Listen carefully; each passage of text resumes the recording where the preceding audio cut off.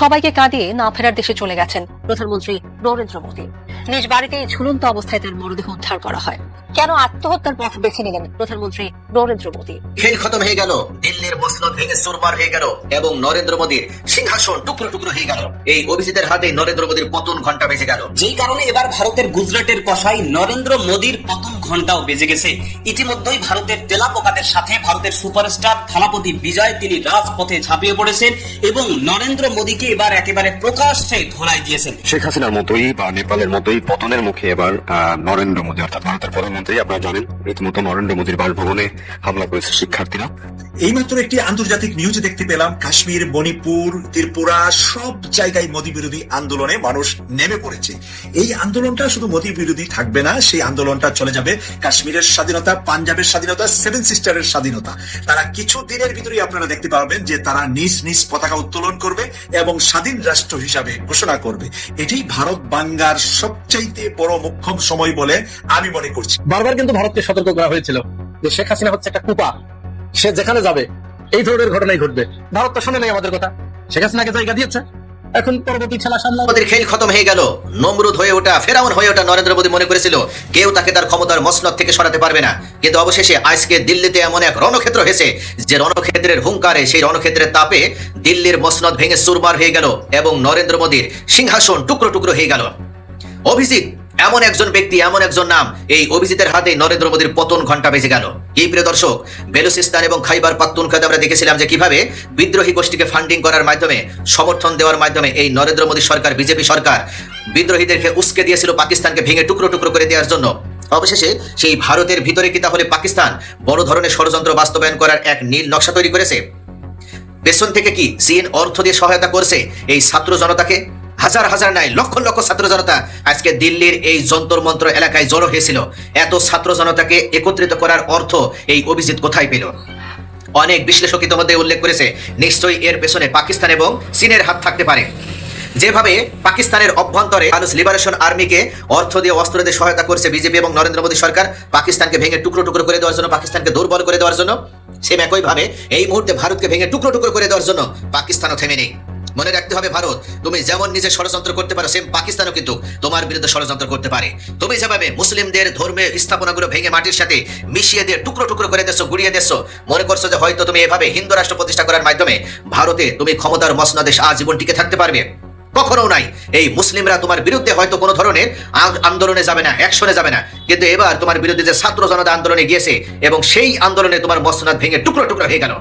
আজকে দীর্ঘ 3 ঘন্টা ধরে দিল্লিতে এই রণক্ষেত্র পরিণত হয়েছিল। দিল্লির এই রণক্ষেত্র শেষ পর্যন্ত পুলিশ নিয়ন্ত্রণ করতে ব্যর্থ হয়েছিল। পুলিশের ব্যারিকেড ভেঙে এই লক্ষ লক্ষ ছাত্র জনতা তারা শেষ পর্যন্ত সংসদ অভিমুখে যাত্রা শুরু করে। ভারতের ককরোচ জনতা পার্টি সিজিবি লং মার্চ ছিল আজকে, অর্থাৎ লং মার্চ টু পার্লামেন্টকে কেন্দ্র করে রণক্ষেত্র পরিণত হয়েছিল এই দিল্লির রাস্তা। নিষেধাজ্ঞা এবং ব্যারিকেড উপেক্ষা করে হাজার হাজার বিক্ষুব্ধ শিক্ষার্থী এবং তরুণরা তারা রাজপথে নেমে এসেছিল। তবে শেষ পর্যন্ত তাদের ছত্রভঙ্গ করতে লাঠিচার্জ এবং কাঁদানে গ্যাস ছেড়ে পুলিশ। মূলত মেডিকেলে ভর্তি পরীক্ষা, নিটে অনিয়ম এবং যে দুর্নীতি করা হয়েছিল শিক্ষামন্ত্রী ধর্মেন্দ্র দ্বারা, সেই দুর্নীতির বিরুদ্ধে শেষ পর্যন্ত অবস্থান নেওয়া এবং এই ধর্মেন্দ্র প্রধানের পদত্যাগের দাবিতে এই আন্দোলনের ডাক দিয়েছিল সিজেপি। কিন্তু এই দুর্নীতিবাজ ধর্মেন্দ্র পদত্যাগ করেনি, উল্টো বিজেপি তার পক্ষ নিয়েছে। আর যে কারণে সকাল থেকেই সেন্ট্রাল দিল্লির প্রধান বিক্ষোভস্থল যন্তর মন্তরে জড়ো হতে থাকে হাজার হাজার তরুণ আন্দোলনকারী। মিছিল নিয়ে তারা পার্লামেন্টের দিকে এগোতে চাইলে এবং একাধিক স্থানে বসানো নিরাপত্তা ব্যারিকেড ভেঙে ফেলার চেষ্টা করলে পুলিশের সাথে সরাসরি তাদের মুখোমুখি সংঘর্ষ শুরু হয়ে যায়। এতে করে বেশ কয়েকজন আন্দোলনকারী এবং পুলিশ সদস্য আহত হয়। কিন্তু তারপরও আন্দোলনকারীরা থেমে যায়নি। তাদেরকে শেষ পর্যন্ত ছত্রভঙ্গ করার জন্য টিয়ার সেল ছোড়া হয়, কাঁদানে গ্যাস নিক্ষেপ করা হয়, এমনকি লাঠিচার্জ করা হয়। দিল্লির বেশ কিছু এলাকায় এই আন্দোলন দমানোর জন্য ইন্টারনেট পরিষেবা বন্ধ ঘোষণা করে দেওয়া হয়েছে। অর্থাৎ আমরা যেভাবে দেখেছি বেলুচিস্তানে পাকিস্তানের বিরুদ্ধে বিদ্রোহীদেরকে উস্কে দেওয়ার মাধ্যমে ভারত মূলত সরাসরি সমর্থন জানিয়ে পাকিস্তানকে দুর্বল করার ষড়যন্ত্র বাস্তবায়ন করতে চাচ্ছে, সেম একইভাবে এবার এই অভিজিতদের মাধ্যমে হয়তোবা ছাত্র জনতাকে উস্কে দিয়ে পাকিস্তানও এই ঘটনা ঘটাতে পারে। কিন্তু মনে রাখতে হবে, এই আন্দোলন এখানেই শেষ নয়। এই আন্দোলন ক্রমান্বয়ে আরো দানা বেঁধে উঠে দিল্লির মসনদকে কাঁপিয়ে দেবে এবং এই বিজেপির একেবারে সংসদ ভেঙে চূর্ণ বিচূর্ণ করে দেবে।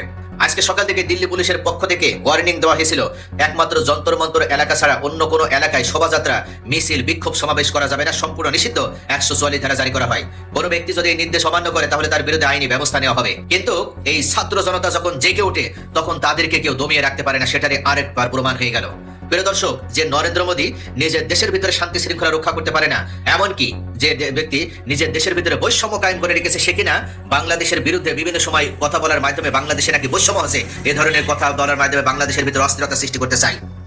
বাংলাদেশে নাকি সাম্প্রদায়িক সম্প্রীতি নেই, এটা উল্লেখ করার মাধ্যমে বাংলাদেশকে সাম্প্রদায়িকভাবে একটা সাম্প্রদায়িক রাষ্ট্রে পরিণত করার যে বিভিন্ন ষড়যন্ত্র, সেটা সে একের পর এক বাস্তবায়ন করতে চায়। তবে এই ষড়যন্ত্রকারী রাষ্ট্র ভারতের একেবারে রাজধানীতে আন্দোলন শেষ পর্যন্ত জানান দিল ভারতই ভেঙে যাবে আগে, পাকিস্তান এবং বাংলাদেশ এবং চীন তারা অখণ্ড থাকবে। এই রাষ্ট্রগুলোর বিরুদ্ধে যতই ষড়যন্ত্র করুক না কেন ভারত, তারা ইসরায়েলের মতন যতই ষড়যন্ত্র করাকে পছন্দ করুক না কেন, কোনোভাবে তারা সফল হতে পারবে না। শেষ পর্যন্ত তাদের মসনদের ভিত কেঁপে গেল এবং এই নরেন্দ্র মোদীর পতন হবে, নমরুদের পতন হবে, ফেরাউনেরও পতন হবে। বন্ধুরা, একটু কল্পনা করুন তো, দেশের রাজধানী একদম উত্তাল, চারিদিকে পুলিশের বাঁশির শব্দ, টিয়ার শেল আর লাখ লাখ তরুণ তরুণীর চিৎকার। আর ঠিক সেই মুহূর্তে দেশের সর্বোচ্চ ক্ষমতাধর ব্যক্তিকে বিশেষ নিরাপত্তা বলয়ে সংসদ ভবন থেকে দ্রুত বের করে নেওয়া হচ্ছে।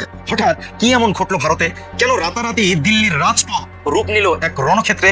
এই আন্দোলনটাকে শুধু একটি পরীক্ষার অনিয়ম নিয়ে, নাকি এর পিছনে লুকিয়ে আছে মোদী সরকারের বড় রাজনৈতিক পতনের সংকেত? ভারতের রাজধানীর কেন্দ্রবিন্দু নয়া দিল্লিতে গত সোমবার যা ঘটে গেছে তা সাম্প্রতিক ইতিহাসের অন্যতম বড় এক তোলপাড়। আসলে বিগত কয়েক মাস ধরে ভারতে মেডিকেল ভর্তি পরীক্ষা নিয়ে একটা ব্যাপক ক্ষোভ তৈরি হয়েছে শিক্ষার্থীদের অন্তরে। হাজার হাজার শিক্ষার্থীর অভিযোগ, পরীক্ষার প্রশ্ন আগে থেকেই লিক হয়ে গেছে এবং পুরো প্রক্রিয়ায় মারাত্মক সব দুর্নীতি হয়েছে।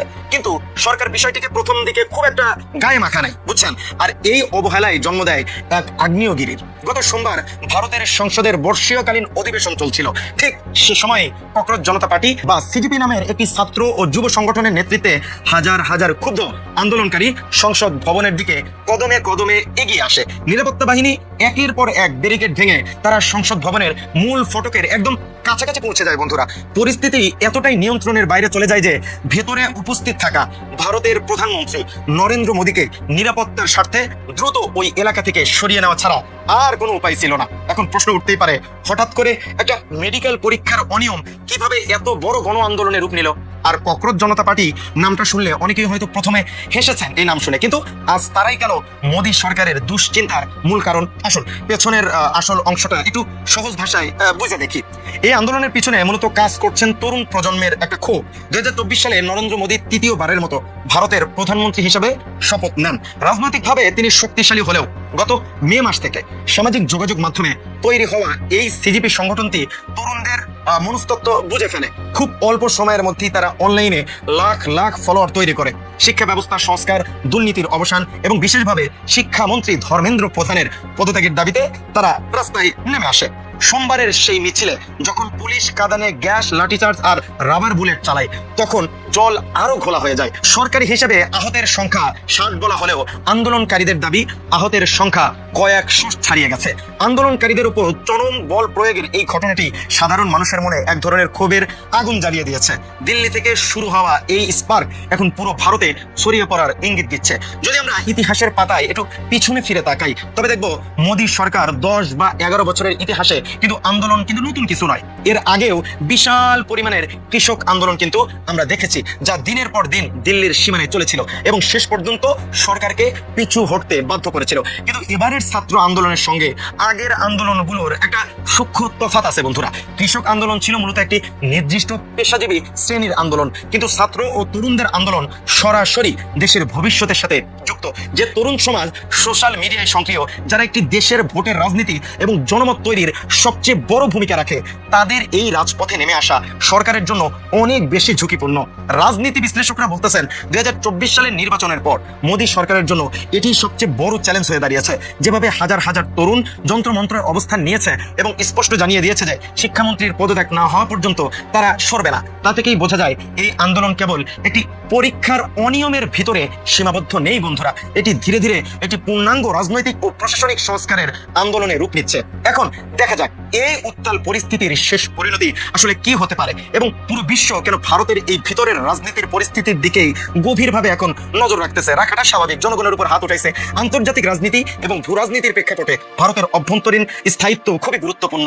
ভারত যখন নিজেদের বিশ্বে এক উদীয়মান অর্থনৈতিক পরাশক্তি হিসেবে তুলে ধরছে, ঠিক তখনই দেশের রাজনীতিতে এমন নজিরবিহীন ছাত্র বিক্ষোভ আন্তর্জাতিক অঙ্গনে সরকার সরকারের ভাবমূর্তিকে প্রশ্নের মুখে ফেলে দিয়েছে বন্ধুরা। প্রথমত সরকারের সামনে এখন দুটি পথ খোলা আছে, ঠিক আছে? আন্দোলনকারীদের দাবি মেনে নিয়ে শিক্ষামন্ত্রীকে সরিয়ে পুরো প্রক্রিয়ায় নিরপেক্ষ তদন্ত করা, অথবা কঠোর হাতে এই আন্দোলন দমন করা। কিন্তু ইতিহাস বলে তরুণদের আন্দোলন শক্ত হাতে দমন করতে গেলে পরিস্থিতি অনেক সময় সরকারের নিয়ন্ত্রণের বাইরে চলে যায়, যেমন বাংলাদেশে গেছিল, আপনারা দেখছেন, বুঝছেন। দ্বিতীয় একটা সম্ভাব্য কারণ হয়েছে সাধারণ মানুষের জন্য এর বার্তা খুব স্পষ্ট। শিক্ষা ও কর্মসংস্থানের মতো মৌলিক বিষয়গুলোতে যখন তরুণরা অনিশ্চয়তা দেখে, তখন রাজনৈতিক প্রভাব ভেঙে তারা রাস্তায় নামতে দ্বিধা করে না। নয়াদিল্লির রাজপথের এই উত্তাপ প্রমাণ করতেছে যে ভারতের রাজনীতিতে নতুন এক অধ্যায়ের সূচনা হতে যাচ্ছে বন্ধুরা। যেখানে ডিজিটাল মাধ্যমে গড়ে ওঠা আন্দোলন রাজপথ কাঁপিয়ে দিতে পারে, তাহলে পুরো বিষয়টিকে যদি আমরা এক সুতায় গাঁথি, তবে বলাই যায় একটি পরীক্ষা প্রশ্ন ফাঁসের বিরুদ্ধে শুরু হওয়া ক্ষোভ আজ ভারতের সর্বোচ্চ প্রশাসনিক কাঠামোকে কাঁপিয়ে দিচ্ছে। সংসদ ভবন ছেড়ে মোদির এই পালানোর দৃশ্যটা খুব ভালো লাগছে, বুঝছেন। এটা তাৎক্ষণিক পদক্ষেপ হতে পারে, পালাইতে পারছে, কিন্তু এটি ক্ষমতার অন্দিলে যে বার্তাটা দিয়ে গেছে তা অনেক দূর যাবে। এখন দেখার বিষয় হলো ভারতের মোদী সরকার কি এই আন্দোলনকারীদের দাবি মেনে নিয়ে শান্তিপূর্ণ সমাধানের দিকে হাঁটবে, নাকি ক্ষমতার দাপটে এই আন্দোলন চেপে ধরার চেষ্টা করবে। আজকের এই পুরো ঘটনাটি বিশ্লেষণ করে আমি আপনাদের সামনে করলাম। তো আপনাদের কি মনে হয়, তরুণদের এই দাবি কি মেনে নেওয়া উচিত, নাকি আন্দোলনের পিছনে অন্য কোনো রাজনৈতিক সমীকরণ কাজ করতেছে? আপনার মূল্যবান মতামতটি অবশ্যই কমেন্ট করে জানাতে ভুলবেন না। কি হচ্ছে এখন দিল্লিতে? সিংহাসন ছেড়ে সুড়ঙ্গ দিয়ে পালালেন নরেন্দ্র মোদী। ছাত্র সমাজ এখন রাস্তায় এক দফা দাবির দিকে এগিয়ে যাচ্ছে এখন ভারতের তরুণ সমাজ। গতকাল আমরা দেখলাম যেভাবে ছাত্রদের উপরে হামলা করেছে, আমরা এই হামলার নিন্দা এখন বিশ্বব্যাপী হচ্ছে।